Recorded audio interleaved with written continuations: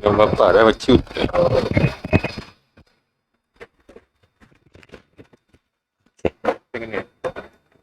Walau itu babul Arabiyah 262. Sikit je kan. 262. Innal hamdalillah nahmaduhu wa nasta'inuhu wa nastaghfiruh wa na'udzu billahi min shururi anfusina wa min sayyiati a'malina may yahdihillahu fala mudilla lahu wa may yudlil fala hadiya lahu asyhadu an la ilaha illallah wahdahu la syarika lahu wa asyhadu anna Muhammadan 'abduhu wa rasuluh. Allahumma salli wa sallim wa barik ala nabiyyina Muhammad wa ala alihi wa ashabihi ajma'in. Ya ayyuhalladzina amanu taqullaha haqqa tuqatih wa la tamutunna illa wa antum muslimun.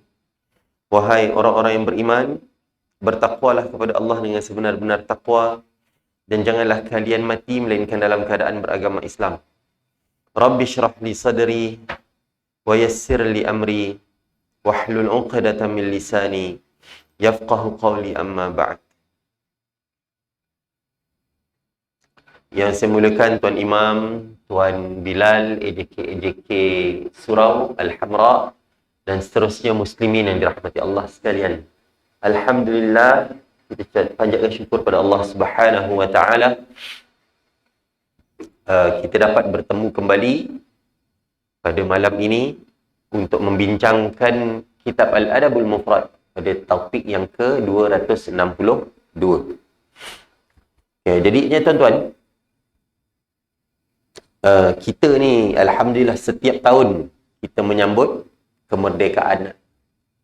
Dan esok pun dah kira merdeka dah, alhamdulillah. Cumanya kita nak sebut kat sini sikitlah bagaimana Nabi SAW. Nabi ni orang yang sayang kepada negara kelahirannya, negeri kelahirannya, iaitu Nabi sayang pada Mekah. Dan Nabi SAW ada sebut, Nabi kata, engkau ni adalah bumi Allah yang paling baik. Nabi sebut pada Mekah. Dan ahabba ilallah ila ahabba ardillahi ilallah. Engkau adalah bumi Allah yang paling Allah cintai. Dan kemudian Nabi kata apa? Laula ukhrijtu minki ma kharajtu. Kalaulah aku tak dikeluarkan daripada Mekah ni, nescaya aku tak akan keluarlah daripada Mekah. Maksudnya Nabi SAW sangat-sangat sayang kepada Mekah. Jadi kita ni diperintahkan juga untuk ada rasa sayang kepada negara kelahiran kita. Macam contoh Malaysia kan, disuruh sayang pada Malaysia ni adalah salah satu sunnah Nabi SAW. Kita sayang pada Malaysia.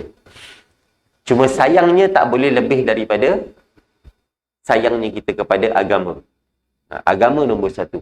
Nombor dua barulah lepas agama tu barulah boleh kita sebut tentang negeri-negeri yang kita sayangi kan. Bila sebut tentang merdeka ni tuan-tuan, antara perkara yang kita kena fikir jugalah. Kadang-kadang kita duk sebut merdeka kan. Pagi tadi anak saya yang umur 2 tahun tu ada perarakan sedidik kat UTC tu, pusing UTC. Nak tunjukkan macam contoh kita ni menyambut kemerdekaan lah, seronok dengan merdeka. Apa dek? Dia dah jumpa Haji dek dekat UTC. Jadi antara perkara yang perlu kita fikirkan tentang merdeka ni, adakah betul-betul kita ni bebas minda kita daripada dijajah oleh orang luar? Sebab dari segi penjajahan tanah, kita dah tak dijajah lagi dah, alhamdulillah. Kita dah duduk dekat Malaysia ni, kita lah menjadi tuannya. Sebutnya macam tu lah. Bukanlah kita berkhidmat pada menjadi hamba di sini, tak ada. Tapi adakah benarkah kita ni betul-betul merdeka? Apabila kita melihat kepada anak-anak muda kita ataupun melihat kepada diri kita sendiri, bagaimana, adakah minda kita masih terjajah? Kadang-kadang orang ni seronok sambut merdeka, tapi lepas tu segala-galanya masih juga dijajah oleh, pemikirannya dijajah oleh orang lain. Kita boleh lihat betapa ramainya anak-anak muda ni sekarang kan, zaman sekarang ni dia seronok buat konten. Olah TikTok nak. Kan, olah TikTok. Dan mereka ikut segala apa trend yang ada daripada luar negara tu pun dia ikut juga. Jadi ini sebenarnya adalah penjajahan daripada segi minda. Dan kalau kita tak lakukan apa-apa, maka negara ni akan terus berterusanlah begitu dalam keadaan minda kita yang dijajah. Walaupun tanah tak dijajah lagi. Jadi, ni antara tugas kita sebagai orang Islam, jaga diri kita dan jaga ahli keluarga kita daripada melakukan benda-benda yang bertentangan dengan syariat Allah Subhanahu Wa Taala. Sebab bila adanya macam contoh, contohan kalau tengok movie kan, kita tengok movie, kita tengok even movie budak-budak sekarang ni. Hari tu saja tengok cerita apa benda lah dengan anak-anak semua kan. Tengok kat rumah lah. Buka cerita apa semua. Jadi bila kita tengok betapa banyaknya agenda-agenda yang sangat-sangat berlawanan dengan syariat Islam yang dah diterapkan dalam cerita-cerita budak-budak. Macam contoh dulu saya tengok cerita apa dah. Dia cerita pasal ada satu burung yang bawa baby. Kerja dia hantar baby lah. Orang dulu punya cerita-cerita dulu kan, orang putih kan dia saja buat cerita yang baby ni datang daripada burung yang bawa. Jadinya bila kita tengok dekat dia punya penghujung tu, dia tunjukkan burung tu, banyak-banyak burung ni dia hantar dekat pasangan-pasangan, tiba-tiba terselit juga ada pasangan yang dua-dua lelaki. Sempat dia selit benda-benda macam ni. Dan benda ni akan cuba dinormalkan. Dan kita takut anak-anak kita nanti menganggap benda ni normal. Biasalah, luar negara dah macam tu lah. US dah macam tu lah. Kalau US, lagilah mereka menganggap tak ada masalah untuk seseorang itu mengaku sebagai perempuan tanpa dia buat pembedahan. Kalau dulu nak jadi perempuan ni, nak mengaku perempuan, mestilah kena ada karakteristik perempuan. Adanya, payudaranya, dengan dipotongnya kemaluan tu kan. Sampai tahap macam tu. Zaman sekarang lah macam mana? Dia just claim je. I'm a woman in man's body. Cukup dah. Boleh dah.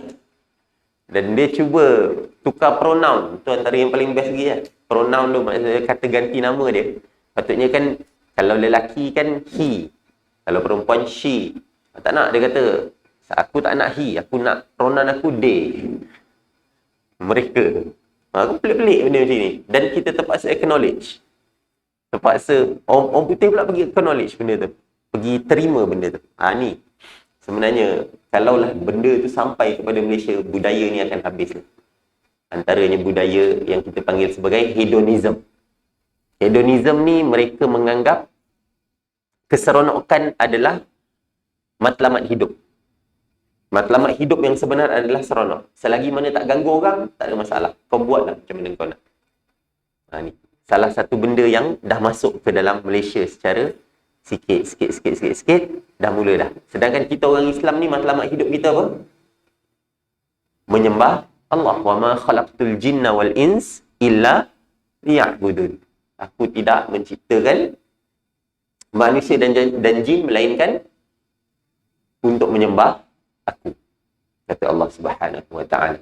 Jadi bab keseronokan ni, benda ni adalah boleh dalam Islam. Kita tak dilaranglah untuk ada rumah besar, nak dapat isteri yang cantik, nak renovate rumah besar ke apa kan, tak ada masalah.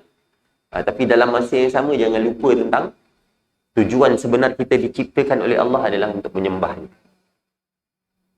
Hari tu ada saya dengar siapa ni, ada seorang ceramah, dia sebut benda yang menarik. Kadang-kadang orang ni, mereka ni sangat-sangat fokus kepada keselesaan dunia. Sampai dia lupa perkara wajib yang sepatutnya dilakukan. Contohnya, benda wajib yang dianggap ringan sekarang adalah pergi haji. Pergi haji anggap ringan dah, tuan-tuan. Sebab macam contoh kadang-kadang kan orang kan dah ada kemampuan dah. Katalah duit ada 100,000. Ada dalam bank. Maksudnya dia dah wajib pergi haji lah. Wajib dah. Dia boleh pergi pakai package yang tak perlu mesti pakai muasasah ke apa kan. Mohon kota luar ke apa. Tapi mahal lah kan. Kata 50 ke apa kan. 50,000 ke 60,000. Tapi maksudnya boleh pergi. Dia mampu untuk pergi. Tapi apa yang digunakan dengan duit tu? Sama ada dia biar je ataupun masa tu lah nak guna untuk renovate rumah lah, tukar kereta baru lah. Kan? Benda ni tak ada masalah. Tapi yang paling utama sebenarnya adalah untuk melakukan benda-benda yang wajib terlebih dahulu. Ni pun sebenarnya bila tengok balik, betul juga ni. Terkena kat pada aku kan. Duit ada je, terus nak renovate rumah dululah, apalah, nak dibesarkan rumah. Tanpa kita fokus kepada perkara yang wajib. Ni benda wajib ni. Haji bukannya benda sunat. Wajib ke atas setiap orang Islam. Bila ada je istita'ah, adanya kemampuan untuk melakukan haji, maka wajib dia buat. Tak boleh tinggal. Okey. Cukuplah tu kita sebut sikit tentang merdeka. Kita masuk pada bab Al-A'rabiyah. Bab Badui. Orang Arab panggil orang Badui ni adalah A'rab. A'rabiyah. An Abi Hurairah radhiyallahu anhu qala al-kabairu sab'un. Awwaluhun al-isyraku billah wa qatlun nafs wa ramyul muhsanat wal a'rabiyatu ba'da al-hijrah.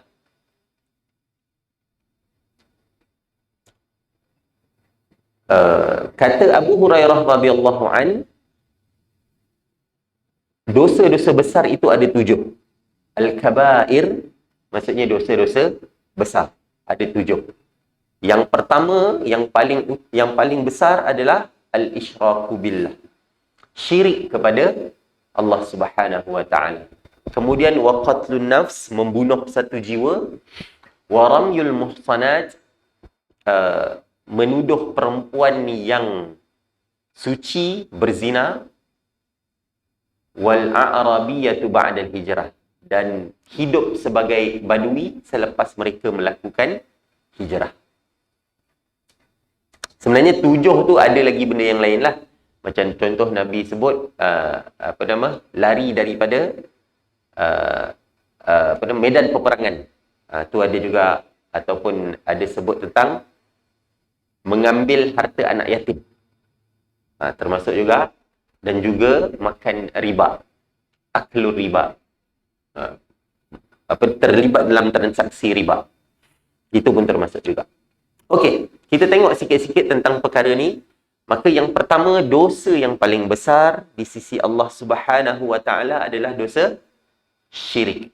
Apa makna syirik, tuan-tuan? Syirik ni adalah menyekutukan Allah dengan sesuatu. Maksudnya menganggap adanya Tuhan selain daripada Allah Subhanahu wa taala, ataupun adanya kuasa yang sebanding dengan Allah Subhanahu wa taala. Dosa syirik ni adalah dosa yang paling sepatutnya kita takut. Yang mana jangan sampai terjerumus ke dalam dosa ni. Disebabkan siapa-siapa yang terjerumus dalam dosa syirik, perkara ini akan dibawa sampai ke negeri akhirat. Dan Allah Subhanahu wa taala menyebut dia dengan jelas. Innallaha la yaghfiru an yushraka bih wa yaghfiru ma duna dzalika liman yasha. Sesungguhnya Allah tidak akan mengampuni dosa syirik.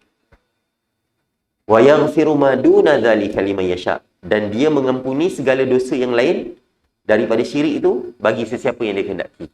Maksudnya boleh jadi Allah tiba-tiba nak ampunkan dosa zina. Allah rasa macam Allah nak ampunkan dosa membunuh.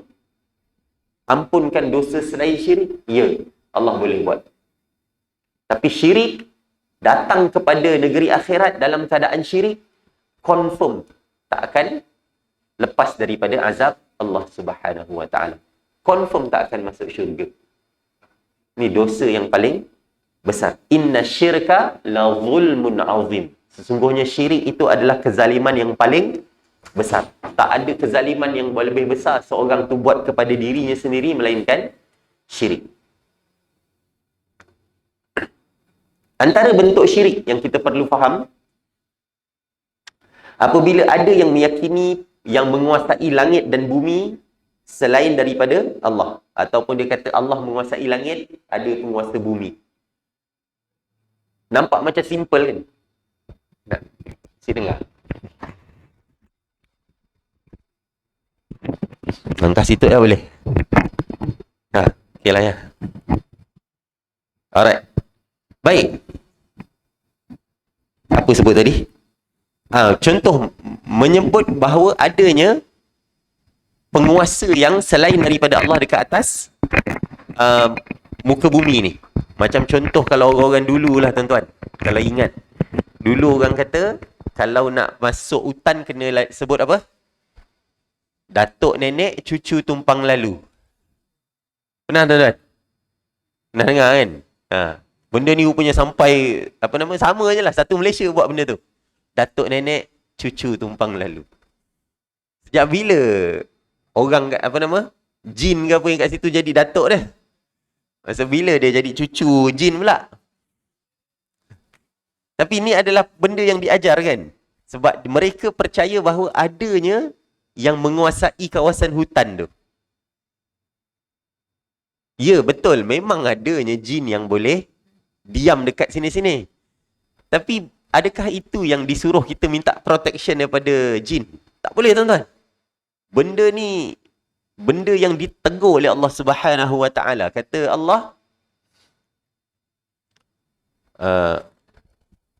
wa annahu kana rijalun minal insi ya'udzuuna birijalin minal jin. Tak silap saya surah jin kejap. Cek kejap, takut salah baca. Dalam surah jin Allah Subhanahu Wa Taala sebut apa? Wa annahu, betul. Wa annahu kana rijalun minal insi ya'udzuuna birijalin minal jinni fazaduhum rahaqa. Sesungguhnya ada lelaki daripada kalangan manusia ni, mereka meminta perlindungan daripada lelaki di kalangan jin. Maka ditambahkan bagi mereka kesesatan. Dua-dua dapat sesat tambah. Si jin ni bertambah sesat, iaitu dia merasa dia ni lebih hebat. Dan yang manusia ni pun tambah sesat lah. Dia tak minta perlindungan dengan Allah Subhanahu Wa Taala. Sedangkan Nabi dah ajar dah macam-macam perkataan yang disuruh baca apabila sampai ke satu tempat nak minta perlindungan daripada Allah kan. Boleh sebut a'udzubillahi minasyaitonirrajim ataupun a'udzu bikalimatillahi tammati min syarri ma khalaq. Ataupun a'udzu bikalimatillahi tammah min kulli syaitani wahamah wa min kulli aini lamah. Macam-macam. Doa tu banyak dah Nabi ajar. Tapi kesian yang sampai dekat orang Melayu kita dulu-dulu, datuk nenek, cucu tumpang lalu. Ini adalah benda nampak macam lawak kan. Kita zaman sekarang Alhamdulillah kita dah mula ada kesedaran tentang benda ni. Sedangkan satu zaman dahulu inilah yang diajarkan. Dan saya ingat dulu kecil baca kartun anak-anak sidik, benda tu pun dia muatkan dalam tu. Dia kata, kalau nak lalu kat hutan baca ni. Atuk nenek, cucu tumpang lalu. Ini adalah satu benda yang sangat-sangat dekat dengan syirik. Bukan main-main tuan-tuan. Nampak macam pelik macam lawak ke apa semua kan. Bila buat macam tu, meyakini seolah-olah Allah ada penolong. Ya.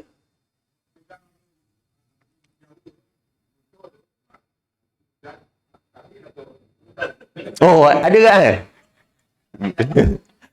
Ambil Datuk bila guntur kuat.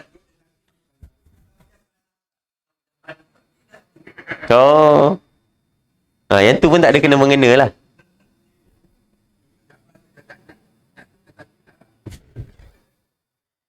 Dulu zaman Nabi SAW, masa kematian anak Nabi Muhammad nama Ibrahim, masa tu berlaku gerhana matahari tuan-tuan. Berlaku gerhana waktu kematian anak Nabi nama Ibrahim. Berlaku gerhana. Maka orang semua sebut oh yang ni bumi pun bersedih atas sebab kematian ni ke apa kan. Macam orang kita, bila ada berlaku kematian tiba-tiba hujan, oh bumi pun seolah-olah bersedih dengan pemergiannya. Sebut macam tu kan. Nabi tegur dah benda ni. Nabi kata, masing-masing bergerak mengikut kadarnya. Allah dah tetapkan dah. Bumi bergerak macam gini. Bulan dan matahari bergerak mengikut orbitnya. Masing-masing dah ikut waktunya yang tertentu yang Allah dah tetapkan. Jadi bukanlah dia berlaku sesuatu tu disebabkan kematian seseorang ke apa semua tu. Tak ada. Jadi kes macam tadi lah. Bila berlaku tabik datuk, tabik tuan. Satu benda yang nampak macam lawak lah kan. Tapi ya Allah, betapanya jauhnya masyarakat kita dengan pemahaman tentang syirik. Ini satu benda yang sangat-sangat bahaya. Dosa selain daripada syirik, dosa-dosa lain, Allah boleh ampunkan kalau Allah nak. Selagi mana dia ada buat amal soleh yang lain ke apa kan, boleh jadi amal soleh yang tu akan menghapuskan dosa-dosa besar yang dia buat. Kan kita, ya.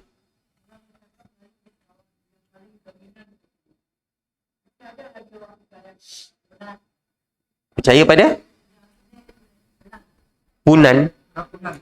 Kempunan. Oh, okey, faham. Betul.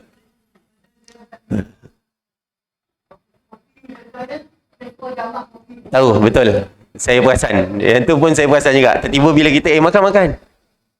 Siap apalah. Kami dah makan tak? Dah kenyang dah. Sial. Yang pun cetus sikit. Macam tu nak. Jamah Dia suka jamah lah. Takut kempunan ke apalah. Benda ni pun tak ada tuan-tuan dalam Islam. Tak ada keperluan. Apa nak kempunan kita ni terpengaruh sangat dengan cerita tu. Apa nama tu? Batu belah, batu bertangkup dia. Kempunan telur ikan tembakul. Terpengaruh sangat.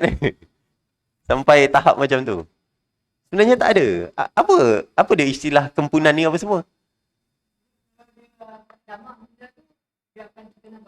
Yalah, kepercayaan dia kan. Betul. Ni yang paling bahaya. Apabila dia menganggap bahawa adanya kuasa yang boleh menyebabkan dia ditimpa dengan musibah disebabkan dia tak buat benda tu. Termasuk dalam syirik lah. Yang tu khurafat lah tu. Yang tu yang kita panggil sebagai kepercayaan sial. Tatayur. Bila buat satu benda, orang Arab dulu dia percaya kalau nak keluar dia kena tengok burung dulu. Burung pergi mana? Keluar belah kanan, ikut belah sini. Kalau belah kiri maksudnya tak payah keluar. Ataupun adalah macam-macam ni. Kalau burung tak ada tuan-tuan, macam mana dia buat? Dia pergi gegar. Apa nama? Sarang burung tu, suruh burung terbang. Nak tengok burung tu terbang ke mana. Ni tatayur. Kepercayaan sial. Tak ada.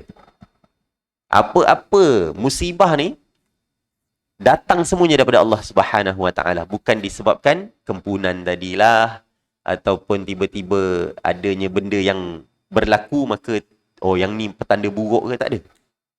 Kita tak boleh, tak dibenarkan. Memang kadang-kadang Allah sengaja uji kita. Jadi pula sungguh timpa musibah disebabkan tak jamah makanan tadi. Adakah disebabkan tak jamah makanan kena musibah? Taklah. Pastinya tidak. Itu ujian Allah pada kita lah. Kadang-kadang bila tiba-tiba berlaku kan. Kata Nabi SAW, at-tiyarah syirk. Kepercayaan kepada sial tu adalah syirik. 3 kali Nabi sebut. Wa ma minna illa walakin yuzhiba bitawakul. Setiap kita ni pastinya ada rasa macam kepercayaan kepada kesialan. Paling tidak ada sikit kadang-kadang. Tapi benda tu dapat dihilangkan dengan tawakal. Bila dengan kita adanya, percaya kita, kebergantungan kita pada Allah Subhanahu Wa Taala, maka akan hilang segala kepercayaan kesialan ni. Tak, kalau kahwin pada macam ni, nanti boleh jadi, kan orang dulu kan tak boleh kahwin sama umur, ataupun kalau dia sama bulan, kahwin nanti panas, dia kata. Macam-macam lah kepercayaan begitu. Ni yang kita nak sebut tentang syirik tadi. Bahaya. Ini antara dosa-dosa yang sangat besar. Ya.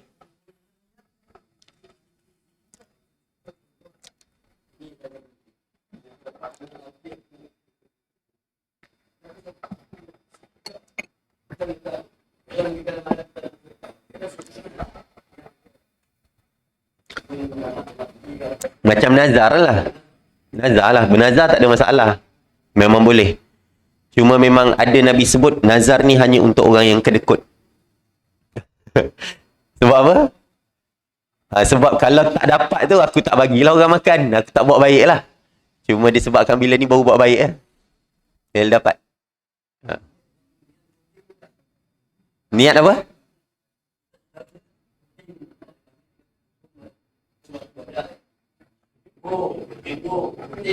Okey, oteng lah.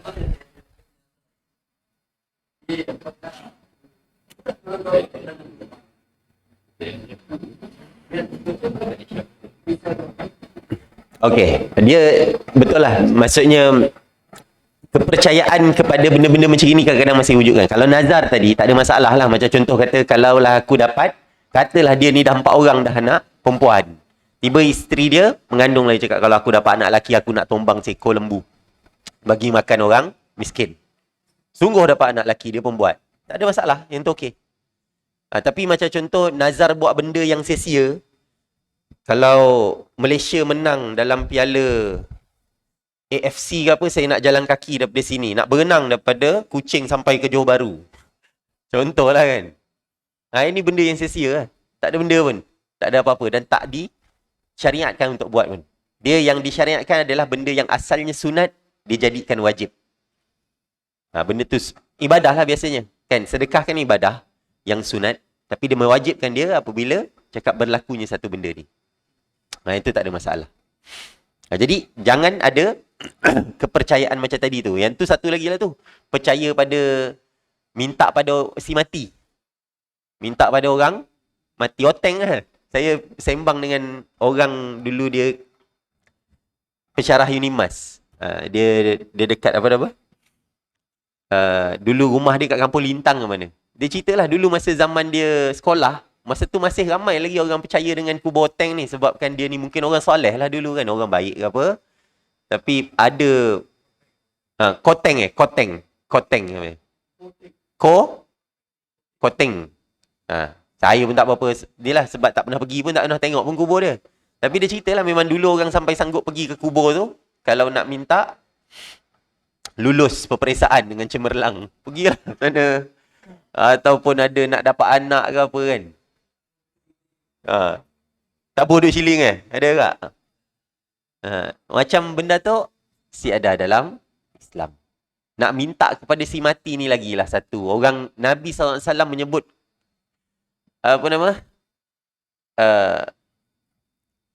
suruh minta keampunan untuk si mati ni. Wasalulahu tasbid. Nabi kata mintalah kan dia ni supaya dia ni ada disabitkan, iaitu maksudnya tasbit ni maksudnya dia ni kekal dalam betul-betul memang matinya dalam Islam. Fa innahul ana yus'al. Sesungguhnya dia sekarang ni sedang disoal oleh malaikat. Jadi maksudnya kita diperintahkan untuk doa kepada si mati. Kita pula pergi minta pada orang mati. Maka ni Koteng keramat. Memang sungguh ada orang yang pernah nangganya jalan atas air kah?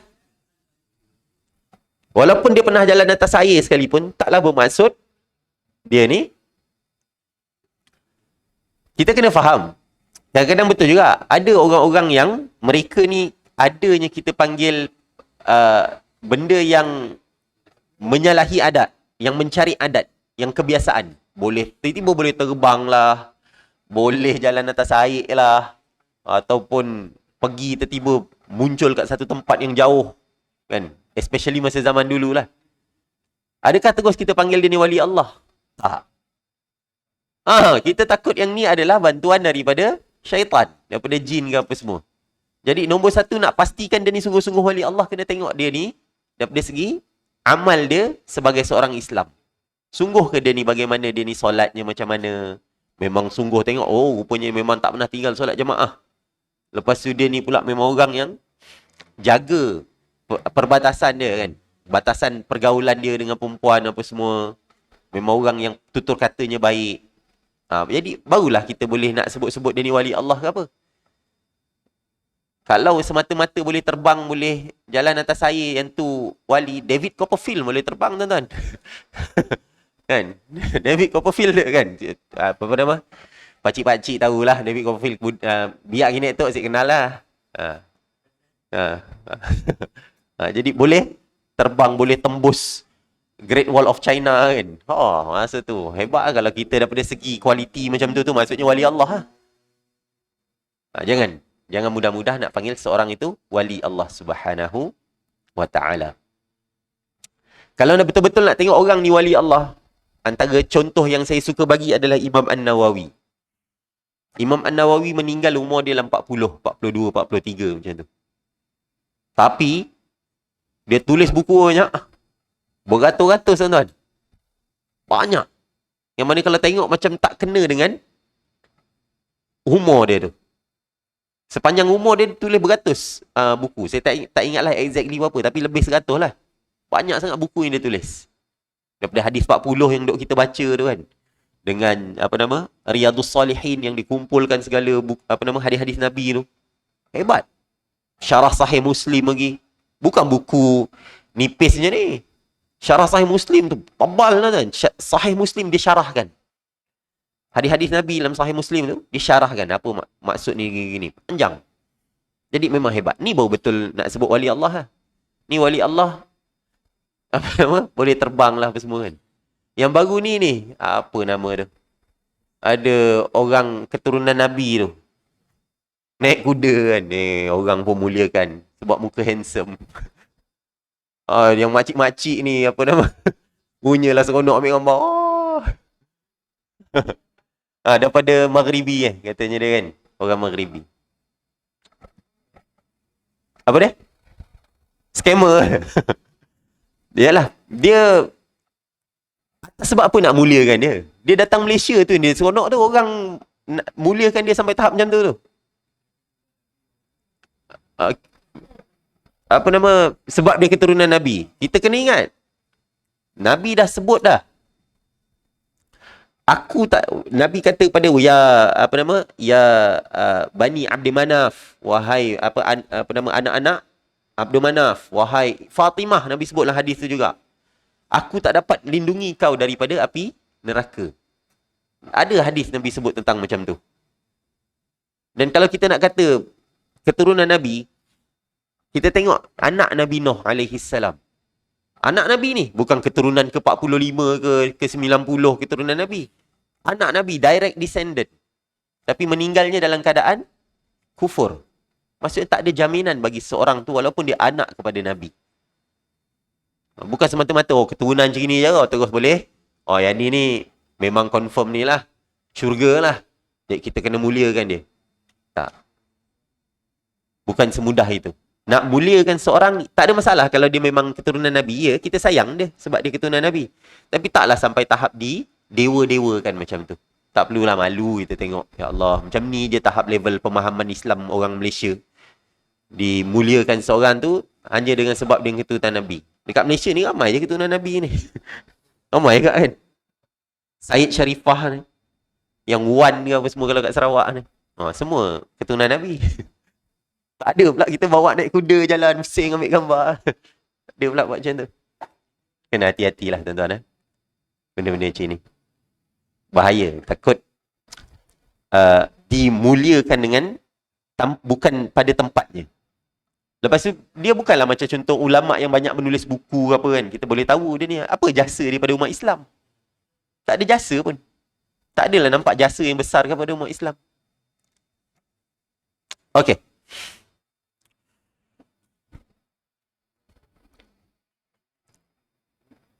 Okey, itu yang pertama. Yang kedua, kita terus sebut pasal ni lah. Yang lain kita tak payah bincang sangat. Dosa membunuh, dosa menuduh perempuan yang suci berzina. Cuma dalam bab ni dia sebut tentang Al-A'rabiyah ba'dal hijrah. Hidup sebagai Arab Badui selepas dia melakukan hijrah. Ada satu perkataan yang direct daripada Nabi SAW untuk siapa yang dah berhijrah ke Madinah. Masa zaman Nabi hidup kan. Hijrah, maka dia tak dibenarkan untuk kembali hidup sebagai Arab Badui. Tak boleh. Tak dibenarkan. Benda tu adalah haram. Dan dikira macam keluar seperti murtad daripada agama Islam. Cuma sekarang ni dah tak ada dah lah hijrah ni. Jadi tak ada masalah lah untuk orang tu nak hidup sebagai Arab Badui ke apa. Cuma, mungkin ada sebab lah. Sebahagian ulama' mengatakan sebab-sebabnya adalah apabila orang ni hidup sebagai Arab Badui, dia tak join dengan masyarakat. Dia tak masuk kepada masyarakat, tak join masyarakat. Maka sebab itulah dia ni akan hidup bersendirian ke apa semua. Nanti kita akan baca hadis yang seterusnya tentang orang yang pergi hidup dekat tempat yang pedalaman sungguh-sungguh yang tak ada orang ni. Apa dia? Okay, hadis yang seterusnya. An Thauban radhiyallahu anhu qala li Rasulullah sallallahu alaihi wasallam la taskunil kufur fa inna sakinal kufur kasakinil qubur. Qala Ahmad al-kufurul qura. Hadithun hasan.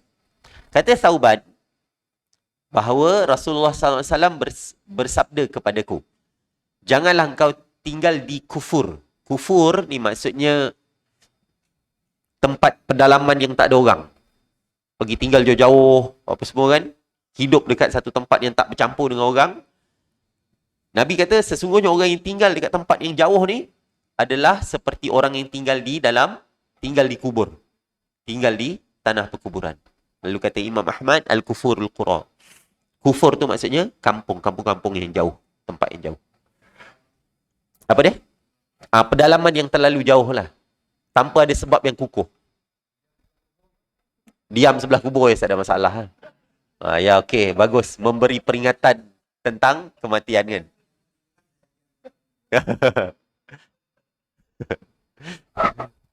Kan. Okey, baik. Kita sebut sikit tentang apa. Kenapa tak dibenarkan untuk tinggal di tempat-tempat yang jauh daripada manusia ni? Ini disebabkan orang yang tinggal jauh daripada kumpulan manusia, mereka ni akan tak join solat Jumaat. Itu salah satunya. Dia tak join solat Jumaat dah. Sebab dah tak cukup orang, ataupun dia duduk seorang je, 2 orang aja dekat sana. Maka solat Jumaat pun dia dah tak join. Dan kemudian dia tak join umat Islam. Di mana kat situlah patutnya adanya syiar. Dia solat 5 waktu. Dia berkumpul untuk mempelajari ilmu. Ataupun tahu tentang ilmu-ilmu agama. Dia tak join macam tu. Kita boleh ambil contoh lah. Kadang-kadang kan orang sekarang kan dia punya cerita healing tu. Healing. Dia pergi duduk dekat Afrika, dekat tempat orang yang tak ada orang Islam. Jauh kat pedalaman tu. Saja duduk kat situ. Apa sebabnya? Healing. Lainlah kalau dia pergi sana untuk menyebarkan Islam. Ni okey. Ni pergi sana buat apa? Healing. Nak supaya duduk jauh, tak payah pegang phone, tak payah ada ni dengan dunia luar. Lepas tu duduk tinggal dengan orang-orang macam tu lah. Supaya macam nak back to nature, dia kata. Tak ada, tuan-tuan. Islam tak mengajar kita untuk meninggalkan civilization. Untuk meninggalkan ketamadunan manusia ni, tak. Islam tak ajar macam tu. Disuruh untuk kita duduk dalam masyarakat. Adalah sahabat Nabi yang melakukan sedemikian. Dia keluar daripada masyarakat sebab dia ni macam tak berapa bersetuju kadang dengan khalifah. Tak setuju apa semua. Jadi cakap, kalau macam gini nanti aku banyak bergaduh je dengan orang. Jadi aku duduk jauh lah. Iaitu siapa dia? Abu Dhar Al-Ghifari. Abu Dhar, dia ni antara orang yang sahabat Nabi. Tapi dia tak duduk dekat Madinah. Dia keluar dari Madinah. Tapi selang beberapa hari nanti dia datang ke Madinah. Sebab apa? Dia cakap, aku tak nak termasuk dalam kalangan orang yang Nabi kata menjadi Arab Badui selepas daripada hijrah. Jadi dia tak nak termasuk dalam kalangan tu lah. Sebab tu dia masih juga datang ke Madinah.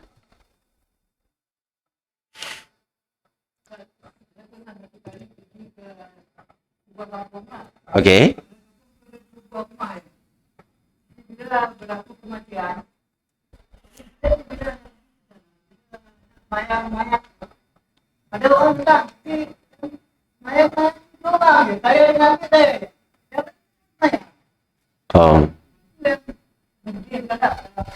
Yalah. Sebab macam inilah, tuan-tuan. Bila seorang itu tinggal dekat tempat yang jauh, salah satunya kadang-kadang mereka ni, tempat yang jauh pedalaman ni, mereka ni jauh daripada ilmu. Dia tak faham betul tentang Islam kadang. Saya sembang dengan ada seorang polis yang pernah kena dekat Sabah pedalaman ni. Dia orang semayang dia pun pelik. Ada macam dia macam ada pegang kayu tu sambil-sambil macam tu semua kan. Islam, tapi macam pemahamannya tak berapa ada.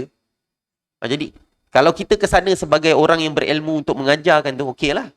Ni duduk kat sana terpaksa dengar kan. Takut kita pun join sekali. Okey juga ni. Kan, pelik sikit ni. Masyuk juga, semayang lain cara. Jadi, benda-benda macam ni yang kita takut. Jadi, kalau nak rehlah tu, kita kata nak buat satu perjalanan tu, nak berrekreasi ke, kita panggil apa nama? Bercuti-cuti kan. Kena pilih-pilih lah tempat tu. Sebab tu ada sebahagian ulama memang tak membenarkan untuk pergi bercuti ke negeri yang kafir. Ada. Tak dibenarkan. Macam contoh kan, Syekh Muhammad Saleh Al-Utsaimin menerangkan tak boleh pergi berjalan ke negeri kafir kecuali 3 syarat. Yang pertama mesti ada ilmu untuk sebagai benteng diri daripada perkara-perkara syubhah dan juga pemikiran-pemikiran yang pelik-pelik ni. Sebab bila pergi ke sana, memang kita akan jumpa macam-macam jenis manusia. Yang mana mereka ni kadang tanya soalan, cakap, kau kenapa macam ni? Kau tengok kau ni macam sembah Kaabah. Kadang kan. Kita pula pergi tanpa ilmu. Jadi, benda-benda macam tu lah. Disuruh ada benteng. Itu yang pertama. Yang kedua, mestilah ada agama yang baik untuk menjaga diri daripada godaan syahwat. Ni pun dia juga. Contohnya, Hamka bercerita. Tahu Hamka, tuan-tuan? Pernah dengar kan nama Hamka kan? Apa nama? Hamka sebut, ada sekali dulu dia pergi ke US. Jadi, masa dekat US tu, saya baca dalam buku dia lah, ada buku pasal dakwah kan. Jadi, dia ceritalah, dia cakap, masa dia pergi ke US tu, duduk kan dah disediakan hotel. Maka dia pun tinggal lah dalam hotel tu. Tiba-tiba ada ketuk dekat pintu. Maka bila buka pintu, tengok ada seorang perempuan yang seksi. Dan perempuan ni menawarkan dirinya lah untuk Hamka. Jadi Hamka tengok, Hamka tolak lah benda ni kan. Dan kemudian Hamka ceritalah apa yang dalam fikiran dia waktu tu. Dia kata, sekiranya lah aku ambil perempuan ni, masa tu aku berada dekat negeri yang tak ada orang kenal aku. Dan tak ada siapa yang akan dapat cerita pun benda ni, apa benda yang aku lakukan. Dia bukan macam zaman sekarang jugalah, segala benda ada dalam phone ke apa kan. Dulu tak ada. Jadi kalau dia ambil pun, dia tak ada tak ada cerita apa-apa lah. Lepas benda tu habis-habis lah. Tapi antara benda yang dia sebut, yang menjadikan dia kata, aku memang tak boleh buat benda ni. Sebab nanti esok, bila solat subuh, kan aku nak baca, inna salati wa nusuki wa mahyaya wa mamati lillahi rabbil alamin. Esok subuh aku nak baca ni. Sesungguhnya solat aku, ibadah aku,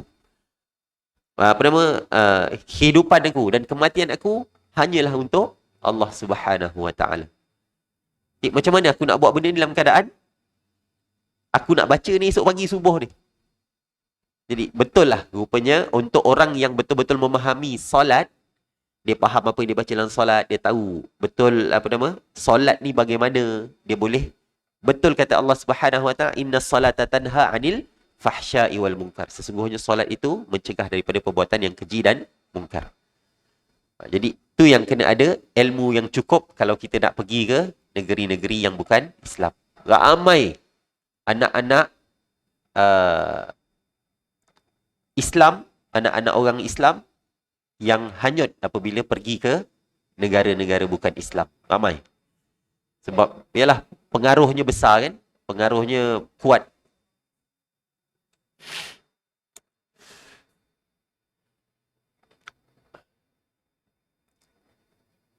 Okay, kalau kata Syekh Saleh Al-Utsaimin ni, dia kata haram lah kalau pergi tanpa sebab yang kukuh. Cuma untuk jalan-jalan aja, maka tak boleh pada pendapat dia sampai tahap macam tu. Jadi kalau nak pergi juga, make sure ada sebab-sebab yang kukuh lah. Ataupun bolehlah nak pergi juga. Sebagai ulama memang tak ada masalah pergi kan, pergi berjalan apa semua. Cumanya pastikan ada ilmu yang cukup, jangan sampai tahap solat tak jaga apa semua apabila pergi ke berjalan-jalan ni.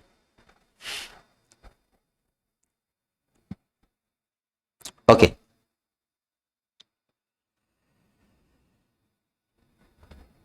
Yang seterusnya, hadis yang ke bab 580.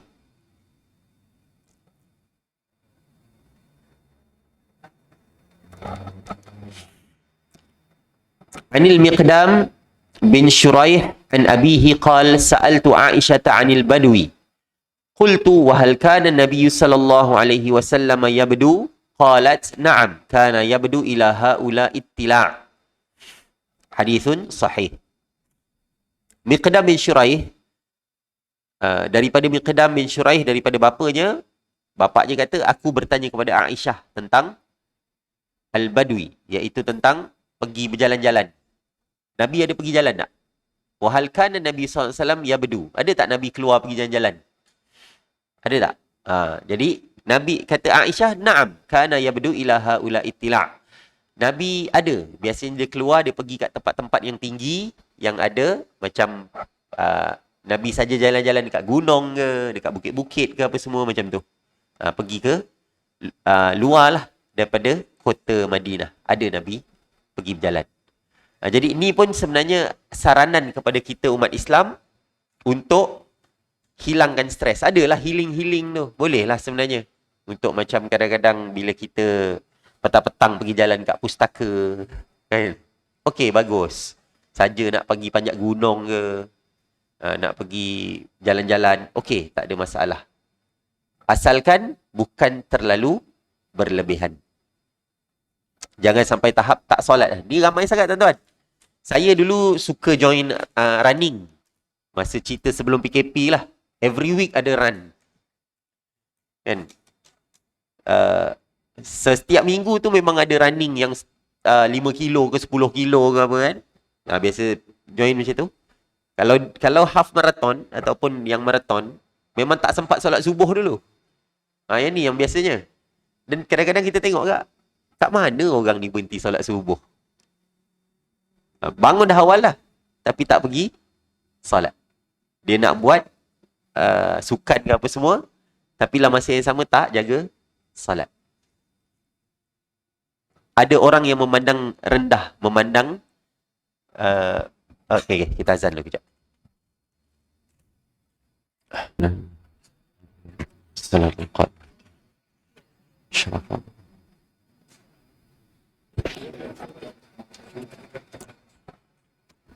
Bismillah, alhamdulillah, muslimin dirahmati Allah sekalian. Baik, berkenaan dengan pergi bersukan ke apa kan, ataupun pergi berjalan-jalan ke, kita pergi travel ke.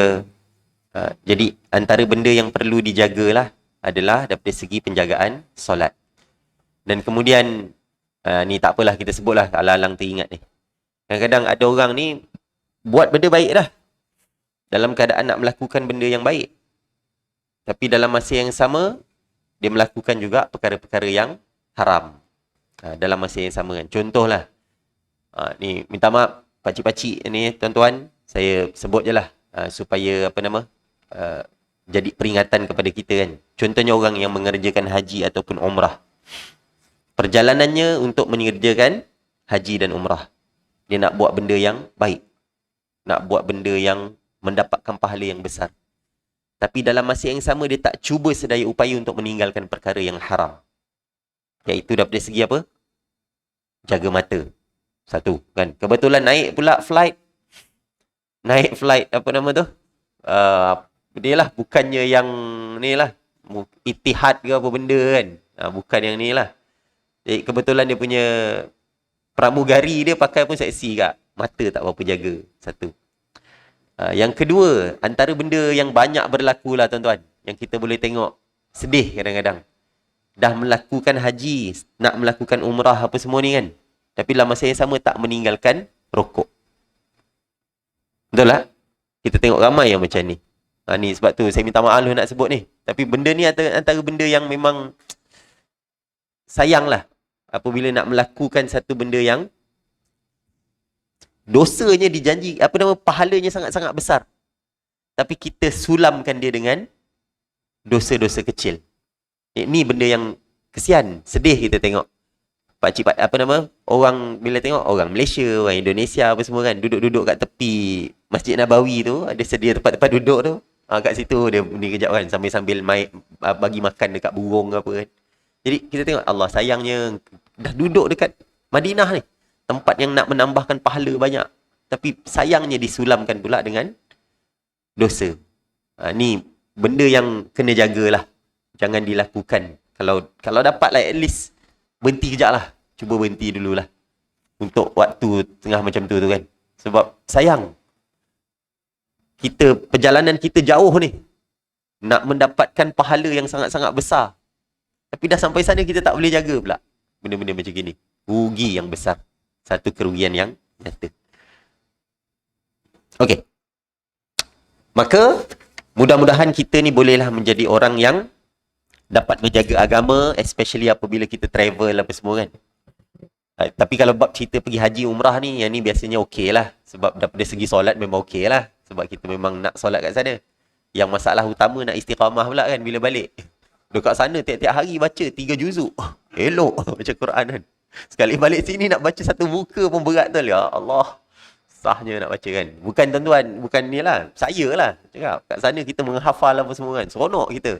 Sambil tawaf tu, saja ambil tawaf outer ring tu, yang paling atas, yang paling jauh tu, saja seronok kan. Buat situ kan. Punya rasa syok. Sambil-sambil baca jalan-jalan, sambil mengaji balik semua kan. Sekali bila balik sini, hilang terus semangat tu. Sama macam Ramadan lah tuan-tuan. Bila Ramadan semangat kita baca Al-Quran. Habis bulan Ramadan, 1 Syawal tu tak pergi datang, solat subuh tak datang. Buat malam tadi dah belasah makan semuanya banyak. Solat subuh 1 Syawal tu habis dah. Hilang terus. Jadi mudah-mudahan Allah kurniakan kita istiqamah. Benda ni antara benda yang sangat-sangat susah. Istiqamah. Dan mudah-mudahan Allah jadikan kita ni orang yang sayang kepada agama. Yang mana kita mengangkat agama ni lebih tinggi daripada bab-bab dosa tadi. Apa dia? Okey.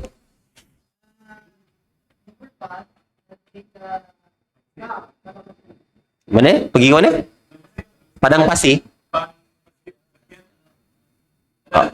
Depan masjid bagian, okey. Okey. Okey, tanda sawam, okey.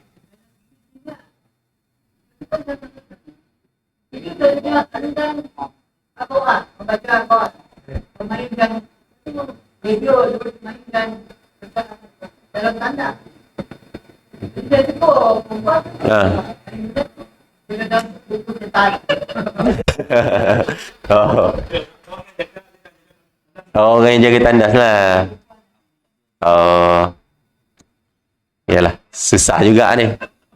Kan? Yalah, boleh lah, okey lah tu. Cakap tegur je lah kan. Tegur je lah. Dia kadang-kadang, sebab yang tu antara adab lah kan. Adab. Nah. Ni satu salah faham lah. Salah fahamnya apa? Pasang aja nanti setan tak datang apa semua kan. Yang betulnya kita lah yang baca. Bukan baca pasang dalam tandas pula. Surah Al-Baqarah. Okey. Bab surah Al-Baqarah ni sebenarnya ya, memang ada hadis Nabi SAW. Nabi kata la taj'alu masakinakum qubura. Jangan jadikan rumah kalian sebagai kubur. Memang ada Nabi kata. Jadi Nabi perintahkan untuk baca surah Al-Baqarah dalam rumah. Baca. Itu memang ada lah. Tapi dalam rumah lah, bukan dalam tandas. Dalam tandas ni masalah. Tapi yalah, kalau jadi benda macam ni, bagus. Tegur je, terus. Cakap sibuh lah bola macam tu. Kita nak pasang kat luar. Time kita tengah bersihkan toilet apa semua ya, sibuh pasang lah. Macam contoh kan dia duduk kat luar kan. Masalah tak? Jadi siapalah kadang-kadang dipolah oleh orang yang tak tahu kan. Dia pun tak tahu yang benda tu tak ada ilmu lah, dibuat dalam keadaan tak ada ilmu. Yang tu tak ada masalah lah. Selagi mana dia lakukan disebabkan lupa ataupun disebabkan khata', disebabkan tersalah, dia tak tahu kan, maka tak ada dosa untuk dia. Itu tak ada masalah. Cuma tugas kita tegur lah. Kalau dapat ada apa-apa, kita tegur. Kadang-kadang kita malas tegur kan.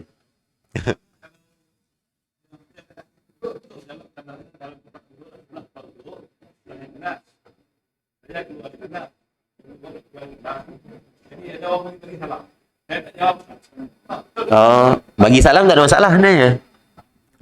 Lagi satu yang tu kan dah keluar. Dia sebenarnya kawasan tandas tu sebenarnya yang betul-betul jamban tu adalah dalam jamban tu je.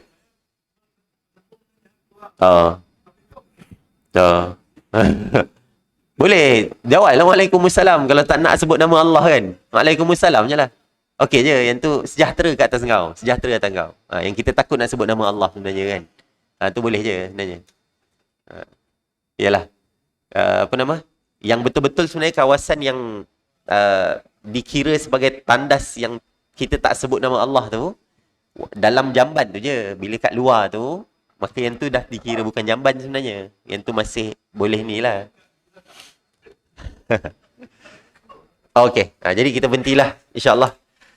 Kita sambung pada minggu hadapan. Saya mohon maaf banyak-banyak. Apa-apa salah silap, apa-apa salah tutur kata, saya mohon maaf. Aqulu qawli hadza wa astaghfirullahal azim li wa lakum. Assalamualaikum warahmatullahi wabarakatuh. Subhanallah bihamdihi subhanakallahumma wa bihamdika asyhadu an la ilaha illa anta astaghfiruka wa atubu ilaik.